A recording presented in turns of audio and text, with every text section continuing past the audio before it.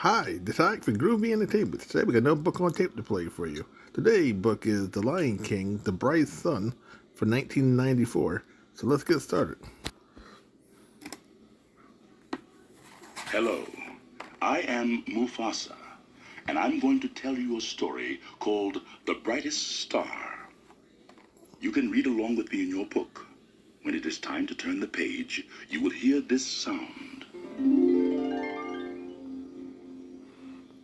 Let us begin. One cold winter's eve, Simba and I were together on Pride Rock, gazing at the stars. Dad, look at that one. It's bigger and brighter than all the rest. That star, Simba, is the spirit of your great-grandfather. The king who ruled before grandfather? That's right. Really? How does spirit become a star? Listen, and I will tell you the story. A long, long time ago, when your great-grandfather was king of the Pride Lands, there was a terrible drought. There hadn't been any rain for months. The water hole was the size of a big puddle, and the sweet green grass that the animals ate was gone. Everyone was suffering. Great-grandfather Mohatu, being a very wise king, made a law about how much water each animal could drink. He also said that lions should go to the water hole last, since we could go for days without drinking. This new law went into effect, and all the animals were surviving. Then one day, a terrible thing happened. A selfish, lazy lion sat at the tiny water hole drinking and drinking and drinking. Many thirsty animals stood in the distance, waiting for him to finish. He knew they were there, but still, he took his time, drinking more than his share. Finally, a very brave gazelle approached him. Excuse me, most magnificent lion, but may I get a drink? The angry lion lunged at her, and all the animals who were watching turned and fled. When great-grandfather Mohatu heard this news, he was outraged. How can we all survive this drought if even my own kind won't cooperate? He knew something more drastic had to be done, but he wasn't sure what. Meanwhile, the water hole was getting smaller and smaller and smaller. That evening, King Mohatu called all the animals of the Pride Lands together. I am going on a long journey to find the answer to our problem. I will return as soon as I have the solution. Great-grandfather Mohatu walked for many miles. He crossed the plains, went over the mountains, and through the forest. He saw the land change from dusty brown to lush green, and he could smell moisture in the air. Finally, he came to a deep, clear blue river. After drinking from the river, he stretched out in the shade to rest. That's when he heard someone crying. Curious, great-grandfather Mohatu went to see who it was. In the reeds, there was an enormous green crocodile, crying crocodile tears. Great-grandfather Mohatu called out to him. Oh, great scaly one, why are you crying? Slowly, the crocodile swam toward the riverbank. As he got closer, great-grandfather Mohatu could see that this crocodile was truly the largest, most frightening crocodile he had ever seen. And if great-grandfather hadn't been the fearless king that he was, he would have been terrified of this magnificent reptile. But the poor crocodile's eyes were red from crying. And when he got to the riverbank, he was still sobbing. You are a kind lion to ask. I'm crying because I'm lonely and I don't have any friends. Everyone is afraid of me, so no one comes to the river. King Mohatu studied the crocodile. Have you given the other animals reason to fear you? Crocodile looked ashamed. Yes, one time I bit Hippo's tail. Then it's no wonder they're afraid. You must earn their trust again. But how can I do that if they won't come to the river? Leave that to me. I am Mohatu, king of the Pride Lands.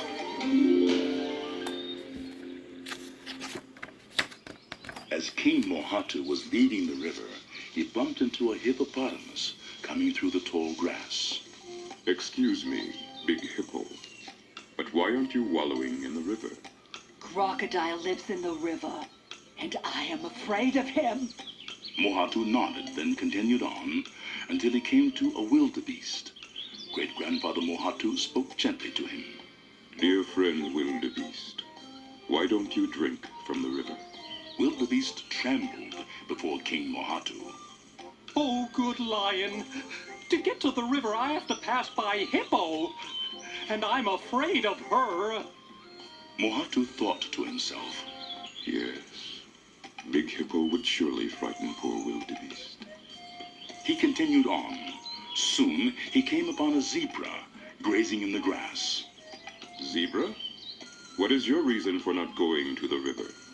Zebra looked around nervously. Not all lions are as gentle or wise as you, so I hide from them among the wildebeests. But if the wildebeests won't go to the river, then I won't go either. Great-grandfather thought to himself. My animals have the same fears as the animals I've just met. They all need to trust one another so that they can use the great river. King Mohatu knew that he now had the answer to his problem. So he began his long journey home, through the forest and over the mountains. When he got to the plains, the animals of the Pride Lands hurried out to meet him. What did you find out, King Mohatu? I have found a great river from which we can all drink. A cheer went up from the crowd. The animals jumped up and down. Where is it? Where is it?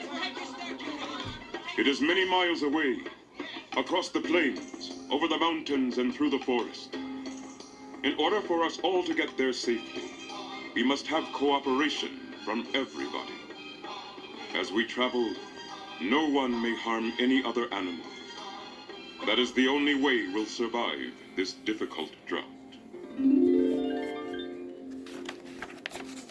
A zebra was the first to speak up.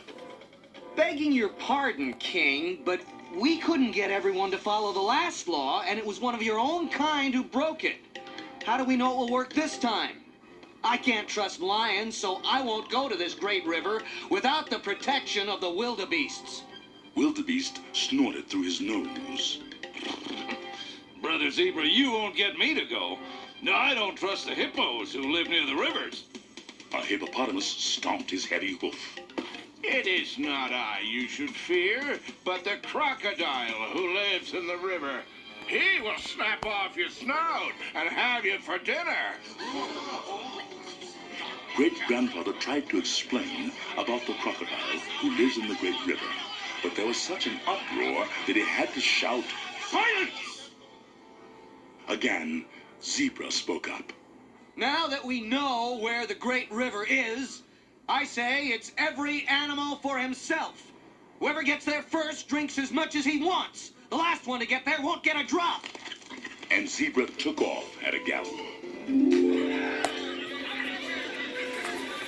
What happened next was such a sight to see that great-grandfather Mohatu never forgot it. All the animals, large and small, fierce and meek, took off across the Pride Lands to be the first to get to the great river. There was pushing, shoving, tripping, and stumbling, and the thunder of hooves shook the sky. First, Zebra was ahead, then Giraffe, then Zebra again. Across the plains, over the mountains, and through the forest they went. Then all of a sudden, from way in the back, Cheetah shot forward with a burst of speed, and he zipped past both Giraffe and Zebra as if they were walking. But even though Cheetah can run like lightning, he can't keep it up for long, and soon Zebra was gaining on Cheetah. Now Zebra had a mean streak, and when he caught up to Cheetah, he kicked him in the chest, flattening him to the ground. All the animals behind Cheetah ran over him on their way to the great river. Naturally, Zebra was the first to reach the river. As his hooves sank into the cool mud, he couldn't stop drinking from the clear blue water. But for some reason, he kept having to pick up his feet. And each time he put them back down, they went deeper into the mud. Something was wrong. He realized what was happening just as the other animals arrived. Stay back! I'm sinking in quicksand! Giraffe stopped herself just in time. She quickly grabbed onto Zebra's tail and tugged, but with no result. Then all the animals formed a chain and pulled. But Zebra was already in too deep. He cried out mournfully. Help me! Someone help me, please! But no one could help. They watched poor Zebra sink deeper and deeper into the mud. Finally, Great-Grandfather arrived, carrying Cheetah on his back. The animals pleaded. Help him, King Mohatu! Help him! But there was nothing he could do. Zebra was now up to his knees in the muck. Suddenly, Great-Grandfather Mohatu had an idea. He called out in his most powerful voice. "O great scaly one, come to the riverbank where the quicksand is." The animals looked this way and that. Who was King Mohatu calling? There was no answer, so Great-Grandfather called out again. "O great scaly one, it is your friend, King Mohatu." Slowly, the meanest-looking crocodile anyone had ever seen glided out of the reeds. Everyone on the riverbank shrank back. Zebra's eyes widened in fear, and he thrashed about, struggling to get away. Crocodile stopped just a few feet from Zebra and opened his big, wide mouth. His pointed teeth glistened in the sun. Oh, what is it that you want, King Mohatu? As you see, Zebra is sinking in quicksand. He will die if he doesn't get help. Can you do something? Crocodile swam a little closer and examined the situation. Yes, I think I can help Zebra. Crocodile swam to the riverbank and with his muscular legs planted himself firmly on solid ground. Then he gave Zebra his tail to climb onto, and with all his might, he pulled Zebra out of the muck. Zebra pranced up and down the riverbank. Oh, thank you, Crocodile. Thank you for saving my life. Crocodile smiled. You are welcome. Then Zebra turned to go, but King Mohatu stepped in front of him. Just a moment, Zebra. I believe you owe Cheetah an apology for kicking him. And you should see that he gets safely home, too. Zebra blushed and turned toward Cheetah. I'm truly sorry, Cheetah. I never should have kicked you. I forgive you, Zebra. Then Cheetah drank from the river and climbed onto Zebra's back to go home. All the other animals, careful to avoid the quicksand, also drank from the river. As they turned to go, they called out, Thank you, friend Crocodile!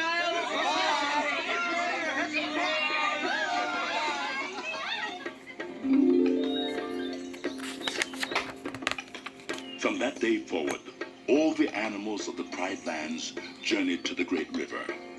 And Crocodile was always very kind to them, for you see, he would never hurt his friends. Then at last, rain came to the Pride Lands. The water hole got bigger and bigger, and the sweet green grass grew high.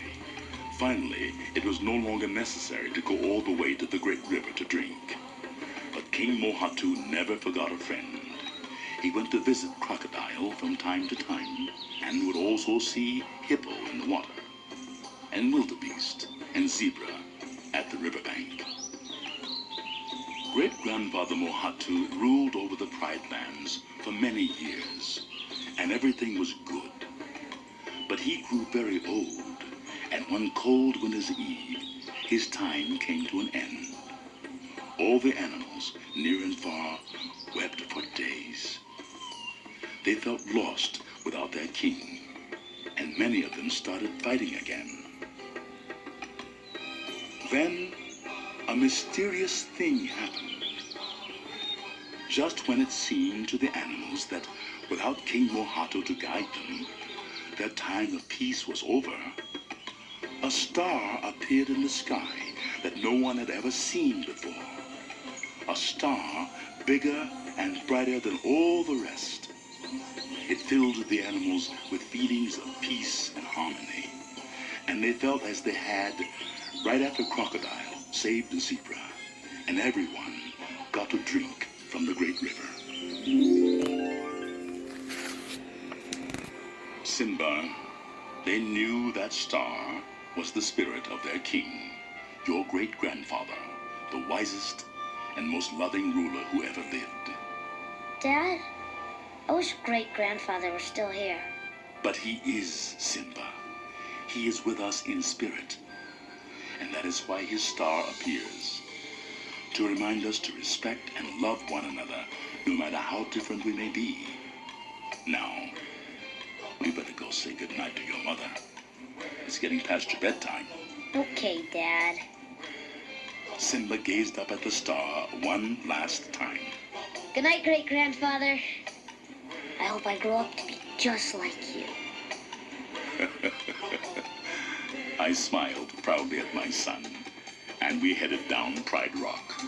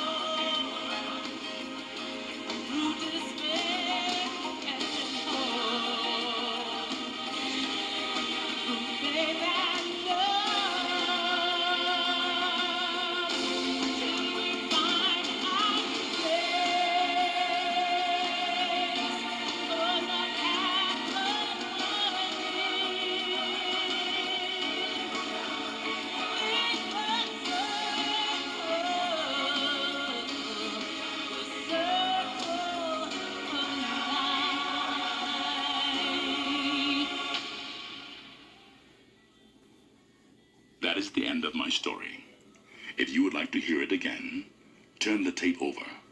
The story will be exactly the same on the other side. So, that was The Lion King, The Brightest Sun from 1994. So if you like, subscribe, share, and comment, and have a groovy day with another video coming out real soon.